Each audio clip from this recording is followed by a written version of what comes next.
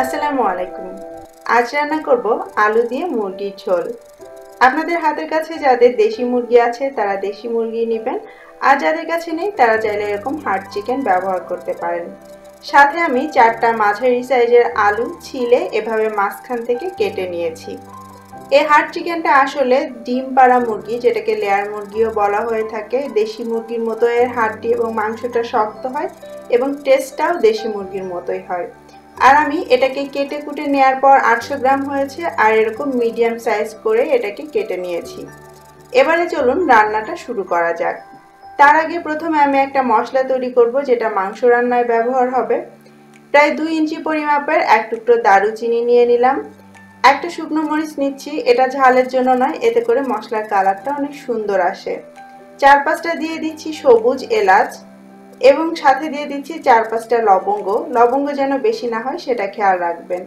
আধা চা চামচ বা প্রায় 25 থেকে 30টার মতো দিয়ে দিলাম কালো গোলমরিচ।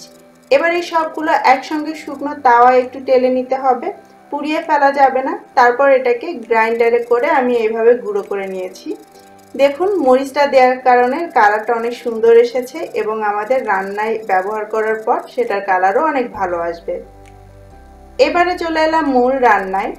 চুলায় একটা হাঁড়ি গরম করে নিয়ে তাতে আমি 5 টেবিল চামচ বা প্রায় 1/4 কাপের মতো তেল দিয়ে দিচ্ছি।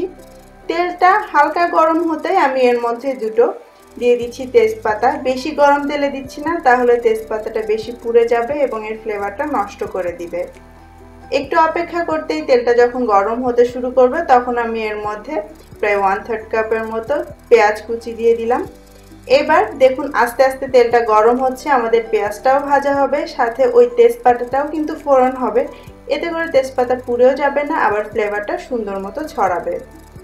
এইভাবে মিডিয়াম হাই হিটে এটাকে নেড়ে চেড়ে আমি বেরেস্তার মতো সোনালি করে ভেজে নিব।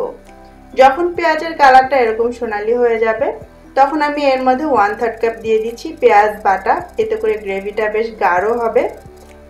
আধা টেবিল চামচ দিয়ে দিচ্ছি আদা বাটা এবং 1 চা চামচ দিয়ে দিচ্ছি রসুন বাটা।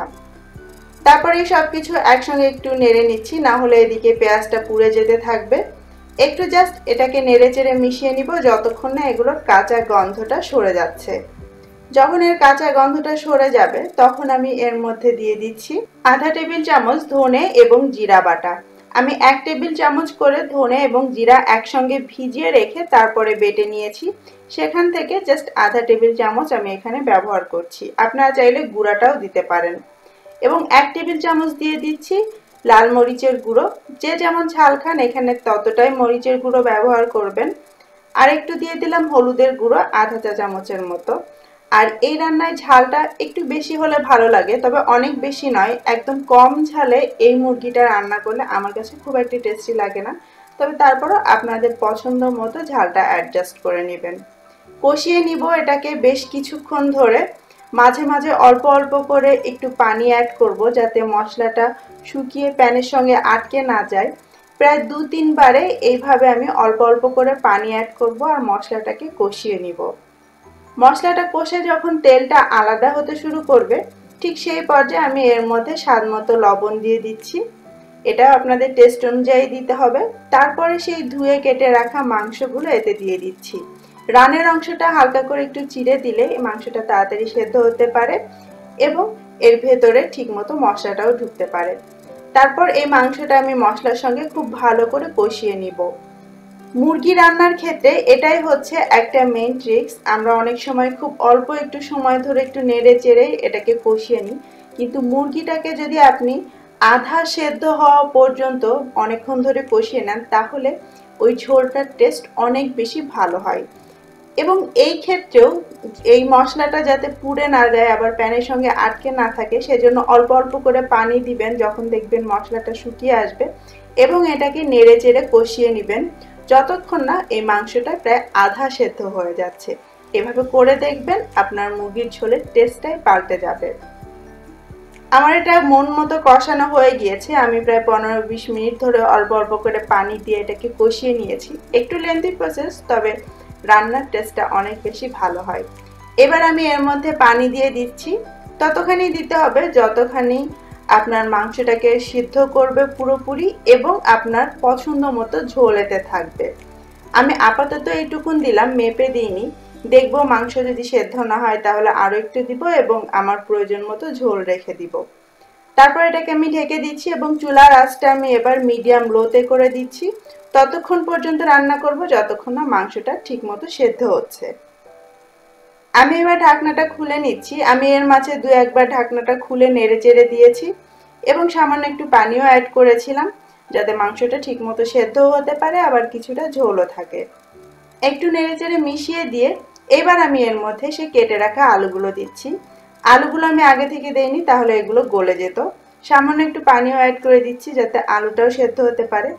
একটুখানি লবণও দিয়ে দিলাম এর মধ্যে, যেহেতু আলু দিচ্ছি, আলু কিন্তু বেশ ভালোই লবণ টানে। তারপর এটাকে নেড়ে চেড়ে একটু মিশিয়ে দিচ্ছি। আমাদের মাংসটা কিন্তু এই পর্যায়ে সেদ্ধ হয়ে গিয়েছে, কিন্তু এই আলুটা সেদ্ধ হতে হতে মাংসটা আরেকটু নরম হবে, সেটা খেতে বেশি ভালো লাগবে। ঢেকে দিচ্ছি এবং অপেক্ষা করছি আলুগুলো পুরোপুরি সেদ্ধ হওয়া পর্যন্ত।